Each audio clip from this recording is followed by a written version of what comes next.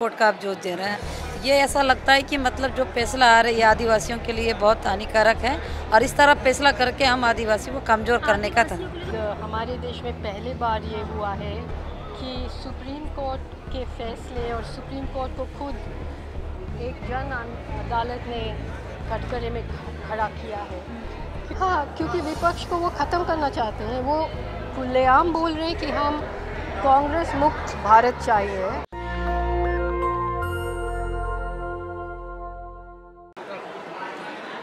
Ma'am, जिस तरीके के आजकल सुप्रीम कोर्ट के जो फैसले आ रहे हैं, तो क्या लग रहा है आगे चलकर? ये जो फैसला सुप्रीम कोर्ट का आप जो दे रहे हैं, तो ये ऐसा लगता है कि मतलब जो फैसला आ रहा है ये आदिवासियों के लिए बहुत हानिकारक है और इस तरह फैसला करके हम आदिवासी को कमज़ोर करने का था। आदिवासियों के लिए जो फैसले आ रहे हैं, लेकिन अब आदिवासी महिला एक राष्ट्रपति है, तो उसके राष्ट्रपति होने से क्या हुआ? अभी तो मिलने की बात बोले तो राष्ट्रपति ने तो मना कर दिया, नहीं मिल रही हैं।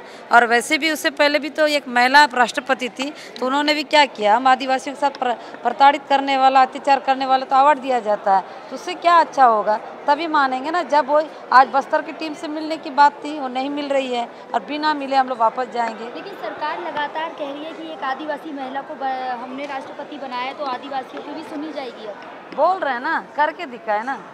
बोलना और करने में फ़र्क होता है। पहले राष्ट्रपति एक दलित थे, अब एक आदिवासी महिला है, तो उससे क्या कुछ होता तो है? उम्मीद होंगी ना आपको कि कुछ तो सही होगा आगे। उम्मीद तब होगा जो वो करेंगे, तब होगा उम्मीद की जब आज जैसे बस्तर की टीम आई थी, उनसे मुलाकात कर लेती, उनकी बातें को सुन लेती, वो किस हालातों में वो जो बच्चा की आँख कटी गई है उस बच्चे से मिलती, उनका बारे में जानने की कोशिश करती, तो उम्मीद होती ना। जब वो बच्चा दिल्ली में पहुंच चुका है, गोमपाड़ के लोग दिल्ली में आ चुके हैं, उसके बाद भी मिलने के लिए जब वो मतलब हम दिए थे आवेदन तो नहीं मिल रहे हैं, लेकिन तो कैसे उम्मीद करें? आपने बताया बच्चे का हाथ कटा था, जितने भी लोग वहाँ थे उन लोगों को जुर्माना भी है।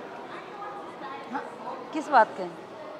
अच्छा, जो उनका मुआवजा, हाँ। वो मुआवजा को हम कैसे माने? ये बताइए, किसी को उस ढंग का मुआवजा मिला नहीं।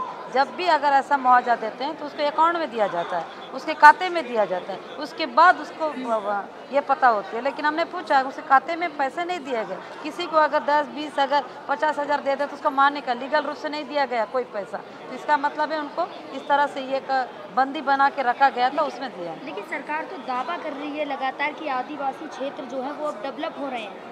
गलत, ऐसा कुछ नहीं। अगर इतनी बात है ना, आदिवासी को मारना बंद करे, वो सबसे बड़ा विकास होगा। कि आज सुप्रीम कोर्ट के जो फैसले आ रहे हैं लगातार, या तो पत्रकारों के फेवर में कह लीजिए या फिर ना फेवर में कह लीजिए, तो क्या लग रहा है?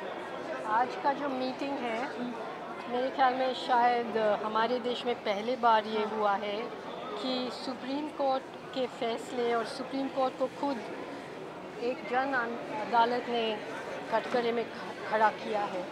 क्योंकि पहले तो ऐसा होता था शायद बहुत बार कि आपको कोर्ट से न्याय नहीं मिलता था, कभी केस में मिलते थे, कभी नहीं। लेकिन अब जो न्याय के लिए कोर्ट में जा रहे हैं, जो हमारे खुद देश के जो लीगल प्रोसीजर है उसमें वो लोग अपना पूरा फेथ रख के जा रहे हैं। उन्हीं के ऊपर केस है, उन्हीं को जेल भेज रहे हैं, उन्हीं के ऊपर फाइन है। और जो जैसे बहुत स्पीकर ने आज बोला था कि जब सुप्रीम कोर्ट से ऐसा फैसला आता है तो जंगल बस्तर में क्या मतलब ऐलान होता है कि आप आदिवासी के साथ कुछ भी कर लो, नरसंहार कर लो, बलात्कार कर लो, ज़मीन छीन लो, उनके लिए कोई कोर्ट नहीं है, ना लोकल कोर्ट है, आज ना हमने सुप्रीम प्रेस कोर्ट। कॉन्फ्रेंस हुई, हमने उसमें देखा कि कई नामी ऐसे चेहरे आए थे जो जुबेर जैसे केस लड़े हैं उन लोगों ने। हाँ, और जो 50-50 साल के लिए सुप्रीम कोर्ट में लड़ रहे हैं और वो खुद कर रहे हैं, जैसे कपिल सिब्बल जी ने कहा कि उनको कोर्ट से उम्मीद नहीं रहा। बात यह है अगर एक सीनियर वकील ऐसा कहते हैं कि हमें कोई उम्मीद नहीं है कोर्ट से, तो आगे कहाँ लोग जाएंगे?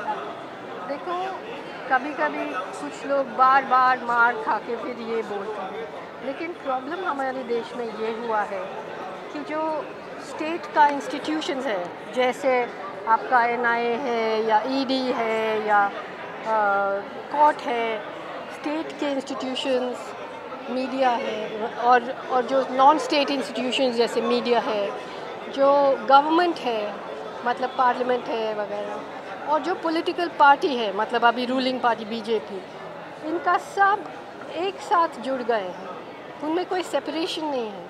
और जब वो होता है तो इसमें बहुत ख़तरा है, बहुत ज़्यादा ख़तरा, क्योंकि पूरा जो स्टेट के और गवर्नमेंट इंस्टीट्यूशंस अब एक पॉलिटिकल पार्टी के लिए काम कर रहे हैं। तब क्या होता है, एक gang war type of situation होते हैं, क्योंकि ऑपोजिशन के, विपक्ष के पार्टी, पॉलिटिकल पार्टी तो बहुत सालों से खुद कॉम्प्रोमाइज़ है, करप्ट है, जो कुछ भी है उनमें जो ताकत है लड़ना वो है ही नहीं। अब सारे इंस्टीट्यूशंस उनके पीछे पड़े हैं। इलेक्शन का जो मशीनरी है वो भी कॉम्प्रोमाइज़ है। तो हम लगातार ईडी के जो छापे पड़ रहे जगह जगह विपक्ष के ही नेताओं पे पड़ रहे हैं। हाँ, क्योंकि विपक्ष को वो ख़त्म करना चाहते हैं। वो खुलेआम बोल रहे हैं कि हम कांग्रेस मुक्त भारत चाहिए। अब कांग्रेस मुक्त भारत मतलब ऑपोजिशन मुक्त भारत।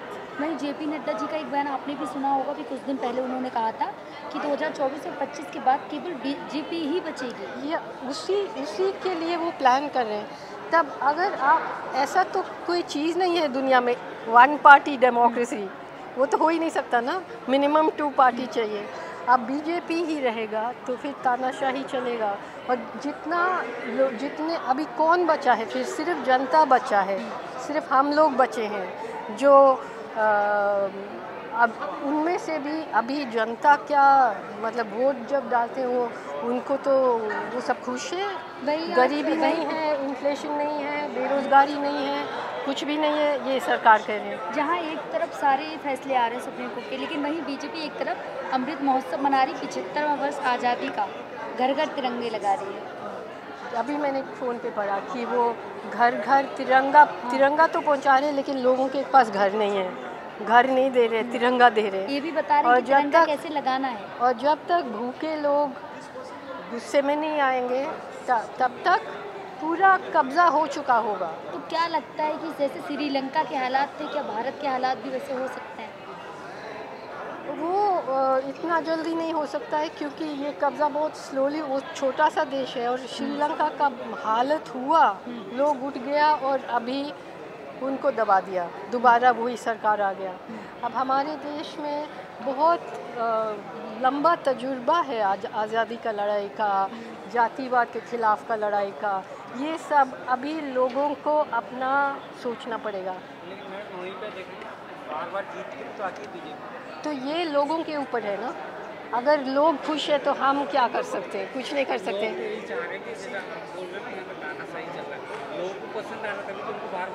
तो अगर लोग को पसंद है तो बाकी कोई कुछ नहीं कर सकते। अगर लोग को भूख और गरीबी पसंद है तो फिर कौन कुछ कह सकते हैं। देखिए, मैं बताती हूँ आपको, 1960 में जब इतना बड़ा आंदोलन चल रहे थे देश में, लोग क्या मांग रहे थे? वो मांग रहे थे कि ज़मीन उनको दे दो जो ज़मीन पे काम करते हैं। जातिवाद का खिलाफ लड़ाई था। वो बोल रहे थे पैसा रीडिस्ट्रीब्यूशन ऑफ वेल्थ। फिर 90 में आ गया कि बस हमें विस्थापित मत करो।